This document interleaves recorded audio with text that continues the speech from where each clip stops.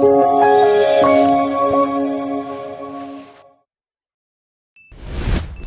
antara pita valensi dengan pita konduksi itu sangat jauh, sehingga walaupun elektron-elektron bebas pada pita konduksi itu sudah terlepas dari orbitnya, elektron-elektron valensi tidak akan meloncat dari pita konduksi. Kemudian,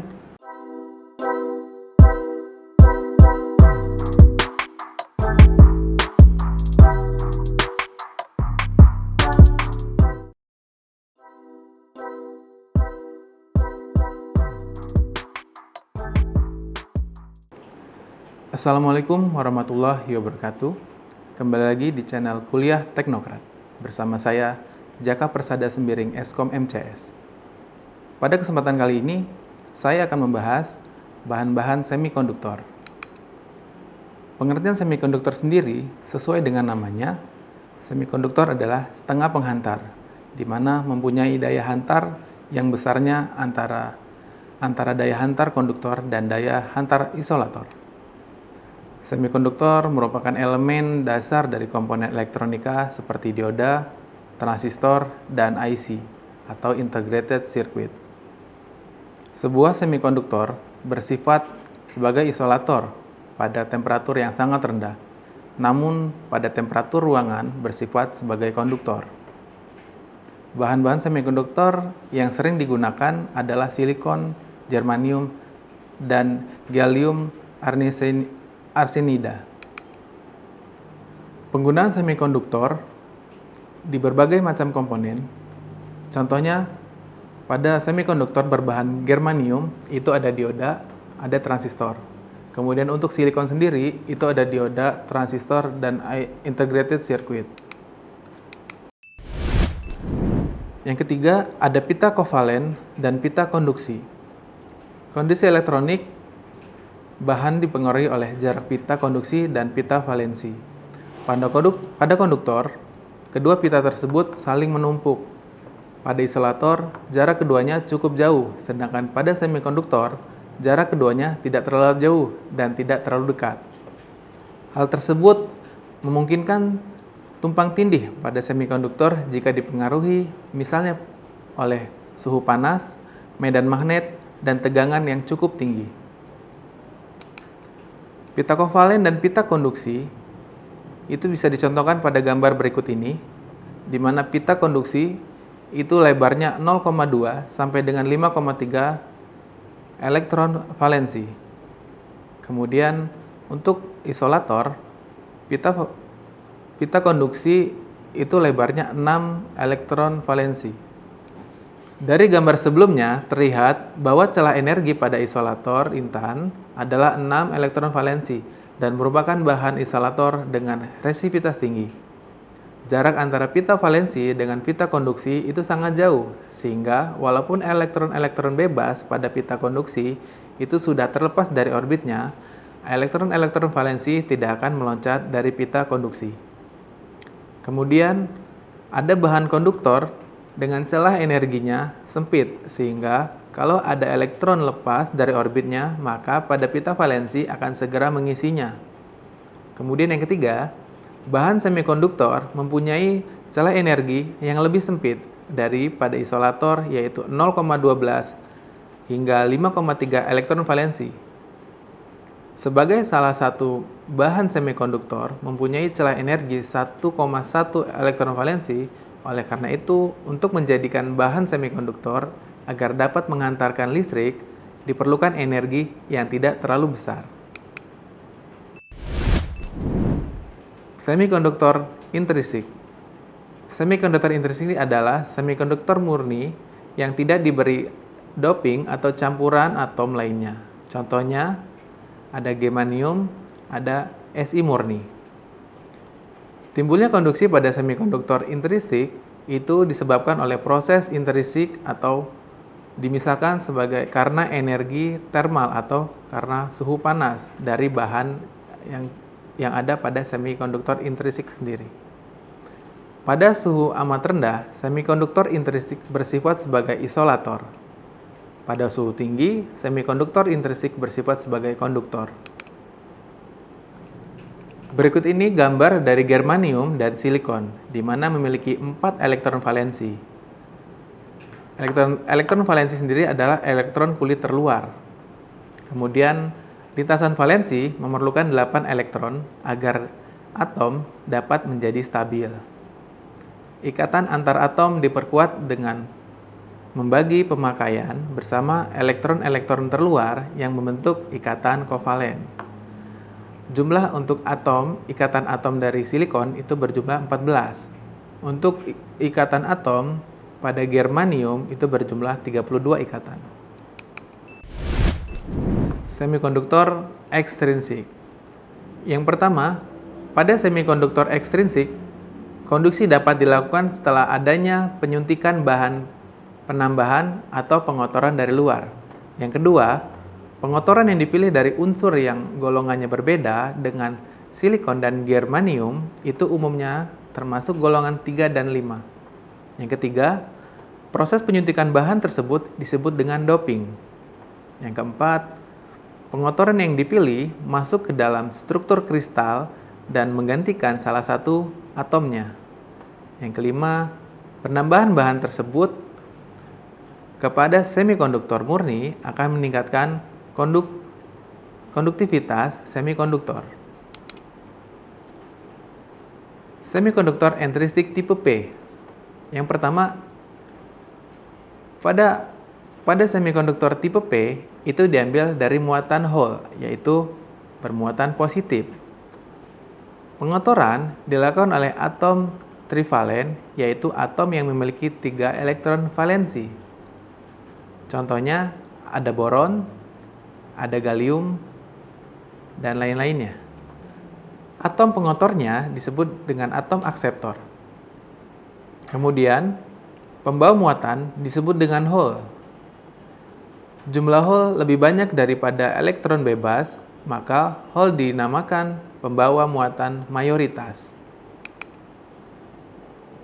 Berikut ini gambar dari semikonduktor tipe P.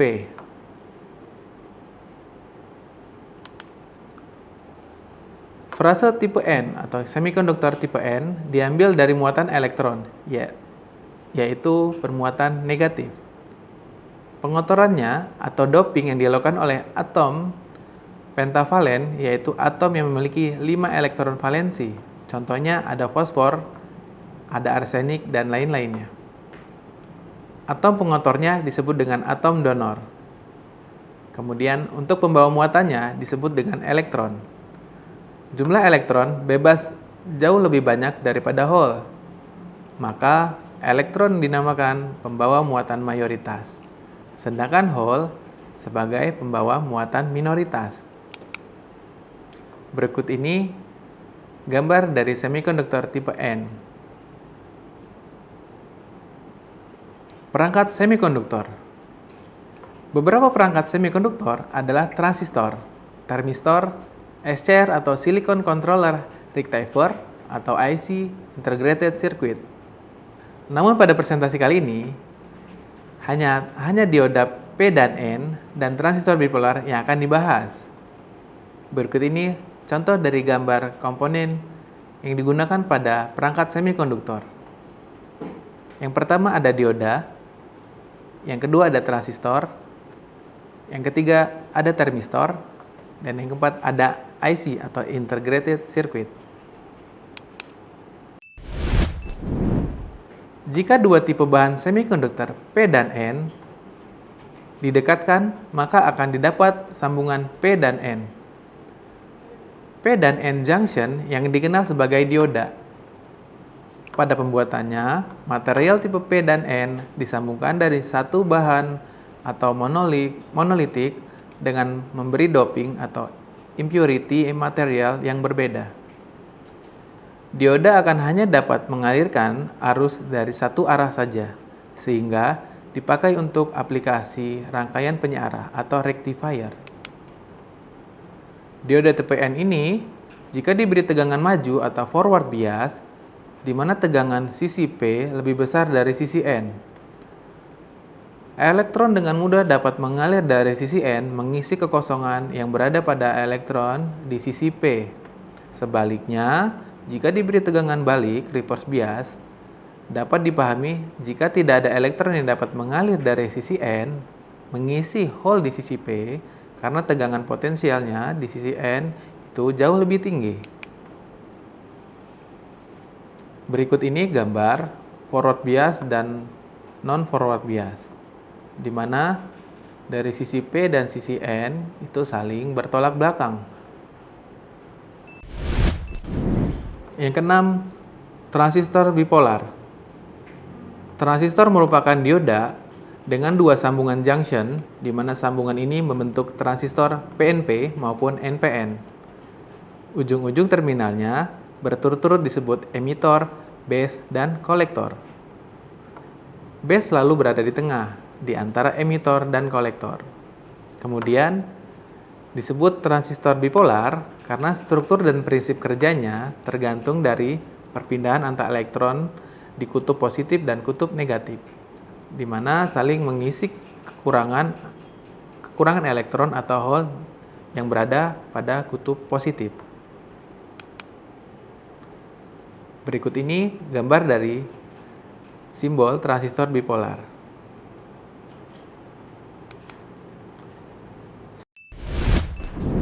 Kesimpulannya, jadi semikonduktor mempunyai daya hantar antara konduktor dan isolator.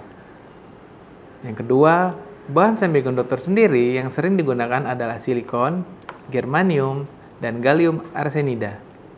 Yang ketiga, semikonduktor dibedakan menjadi semikonduktor intrinsik dan ekstrinsik. Yang keempat, semikonduktor intrinsik terbuat dari silikon atau germanium. Sedangkan pada semikonduktor ekstrinsik telah diberi pengotor. Dan kesimpulan yang kelima, perangkat semikonduktor antara lain ada dioda, transistor, dan IC atau integrated circuit. Demikian materi yang saya sampaikan, semoga bermanfaat bagi teman-teman semua. Jangan lupa like, komen, dan subscribe ya channel ini agar semakin berkembang untuk kedepannya. Terima kasih. Wassalamualaikum warahmatullahi wabarakatuh. Terima kasih sudah menyaksikan video pembelajaran ini. Jangan lupa like, komen, dan subscribe, serta nyalakan tanda loncengnya agar kalian tidak ketinggalan informasi update lainnya.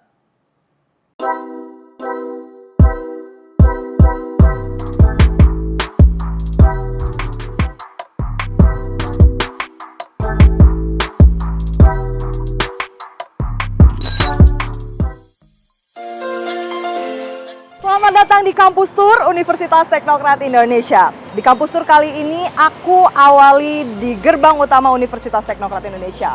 Universitas yang dibangun pada tahun 2000. Nah, jika kalian masuk ke universitas ini, kalian akan disuguhkan dengan pemandangan arsitektur yang sangat luar biasa, perpaduan antara gaya Eropa dan juga tradisional Provinsi Lampung. Ayo!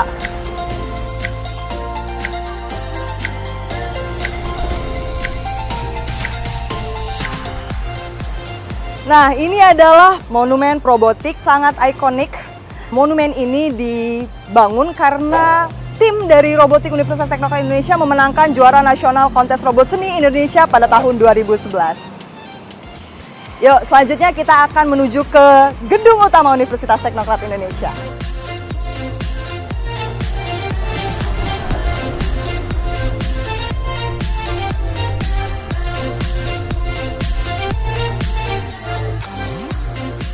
Ya, ini adalah gedung utama Universitas Teknokrat Indonesia, pusat ruang informasi, penerimaan tamu, dan juga pendaftaran mahasiswa baru. Di sini juga banyak sekali penghargaan mahasiswa dari tingkat nasional maupun internasional. Dan tersedia juga TV touchscreen untuk kalian yang ingin tahu seputar informasi di Universitas Teknokrat Indonesia.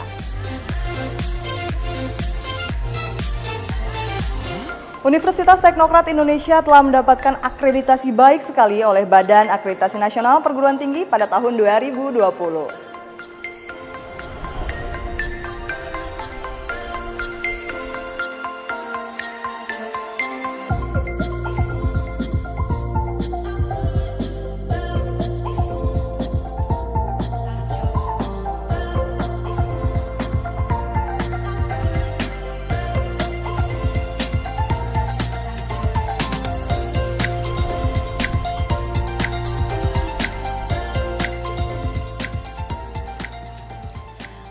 Saat ini, aku sedang berada di Perpustakaan Universitas Teknokrat Indonesia dengan fasilitas sistem perpustakaan berbasis online public access katalog. Perpustakaan Universitas Teknokrat Indonesia juga pernah meraih penghargaan BI Corner terbaik di Provinsi Lampung loh, tahun 2019.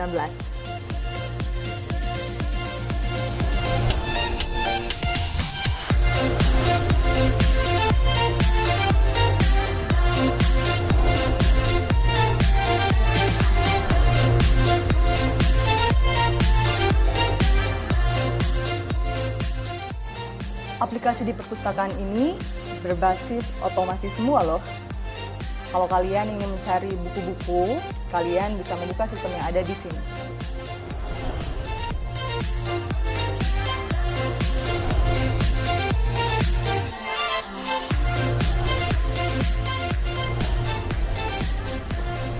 Sekarang kita berada di Taman Jurassic Park atau Taman Dinosaurus. Biasanya mahasiswa duduk-duduk di sini untuk sekedar diskusi atau menunggu jam pelajaran tiba.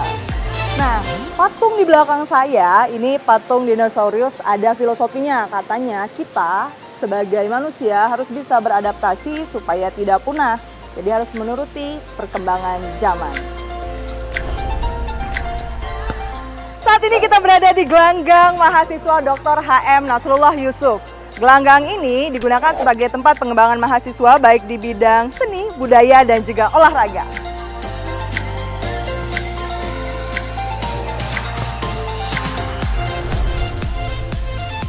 Nah, kalau ini nih rumah tradisional adat Lampung, Universitas Teknokrat Indonesia. Kerasa banget ya nuansa tradisionalnya. Biasanya anak-anak mahasiswa akan datang ke sini hanya untuk bersuah foto ataupun berdiskusi. Keren banget. Kedatangan saya disambut oleh dua patung gajah yang sedang bermain bola. Dan di belakang saya ini adalah Fakultas Sastra dan Ilmu Pendidikan. Biasanya mahasiswa ataupun tamu undangan yang datang ke kampus ini bersuah foto di depan gedung ini. Ayo!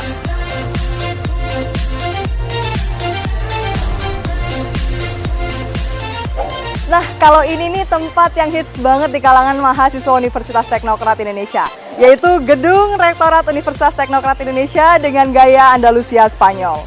Di depannya banyak terdapat taman-taman dan juga tempat duduk yang biasa dipakai mahasiswa untuk berdiskusi dan juga bersantai seperti ini.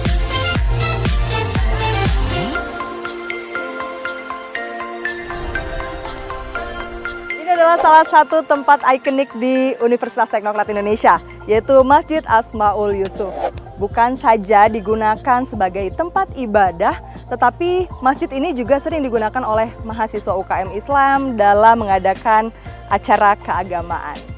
Nah, di depan Masjid Asmaul Yusuf ini, kalian akan disuguhkan dengan pemandangan taman yang indah dan juga asri. Sekarang kita ada di Techno Park. Yuk, ikut. Nah, ini sih tempat favoritnya mahasiswa karena banyak sekali bunga-bunga dan lingkungannya sangat asri ya. Jadi banyak mahasiswa yang bersuah foto di sini dan juga tempat ini merupakan jogging tracknya mahasiswa. Biasanya kalau sore ataupun pagi mahasiswa banyak yang jogging di sini ataupun olahraga.